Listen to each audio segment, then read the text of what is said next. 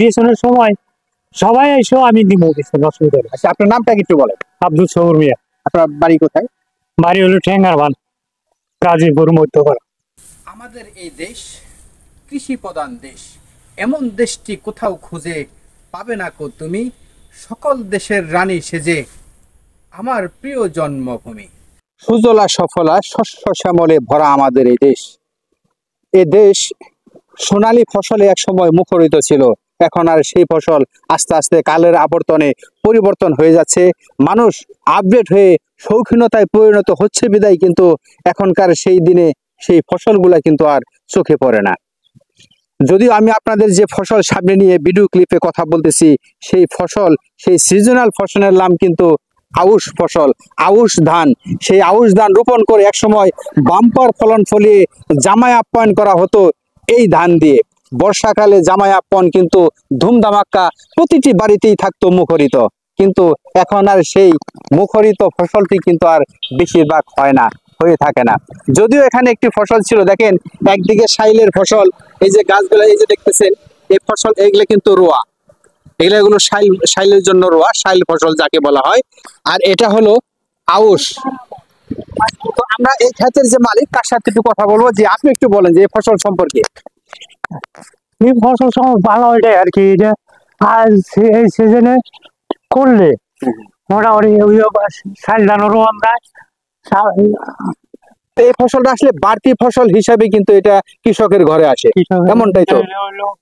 এটার পরে হলো শাল, যেটারে কই এটা হলো আমন। আমন, আমন ধান।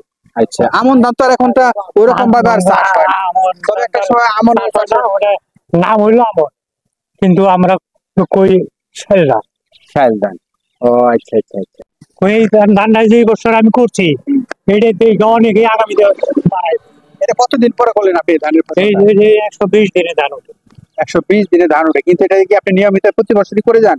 না, এই বছর আমি নতুন করছি, আগে করতাম, আমরা আগে এখন মাঝখানে বাদ দিয়ে দিছিলাম, এখন আবার নতুন করে করা ধরছি। আগে তো আসলে ধান করা একটা প্রচলন সবার ঘরে ঘরে ছিল, এখন তো সবাই এরকম ভাবে করে না। তো আপনি ধান দেখে অনেকে হয়তো এই ধান আবার করার জন্য হয়তো সবাই উদ্বুদ্ধ হবে। অনেকেই আমার কাছে বিছনের নিয়ে ঘুরতেছে, আমাকে বিছন নেবে। আমি বলছি বিছনের সময় সবাই এসো আমি দিব বিছন, অসুবিধা নেই। আচ্ছা, আপনার নামটা কি একটু বলেন? আব্দুল সবুর মিয়া। আপনার বাড়ি কোথায়? বাড়ি হলো ঠেঙ্গারবান, গাজীপুর মধ্যপাড়া, ইউনিয়ন মধ্যপাড়া। ধন্যবাদ আপনাকে। তো সম্মানিত প্রিয় দর্শক, আমি আপনাদের এই সোনালী ফসল নিয়ে, সোনালী ধান নিয়ে আপনাদের সামনে আজ চেষ্টা করেছি। তবে এখন এটা যে কাটতেছেন, ফসলটা কিরকম হয়েছে এখন? এটাও ভালো হয়েছে, খারাপ হয়নি তো, মোটামুটি খুবই ভালো হয়েছে। অনেক ভালো হয়েছে না? তাতে আপনি এখানে কতটুকু জায়গা, এই জায়গাটুকু এটা কথা নেব 22 ডিসেম্বরে কয় মন ধান হবে বলে আপনার ধারণা? 10-12 মণ। 10-12 মণ, তাতে এটাই প্রযোজ্য আছে এখানে? এটাই প্রযোজ্য আছে। গ্রামের বাড়িতে আউশ ধান নিয়ে কৃষক আর ব্যস্ত থাকতে দেখা যায় না। তবে একটা সময় এ ধান গোলায় ওঠাতে কৃষক অত্যন্ত ব্যতিব্যস্ত হয়ে থাকতেন। গাজীপুর এক্সট্রা নিউজের পক্ষ থেকে বলতে চাই, আবারও কৃষক এ মৌসুমটাতে ফসল নিয়ে আবার ব্যস্ত হয়ে উঠুক, তাদের উঠান আবার ধান মারার উৎসবে মেতে উঠুক, সেই প্রত্যাশা রেখে আজকের মতো বিদায় নিচ্ছি। সবাই ভালো থাকবেন, সুস্থ থাকবেন এবং সুন্দর থাকবেন।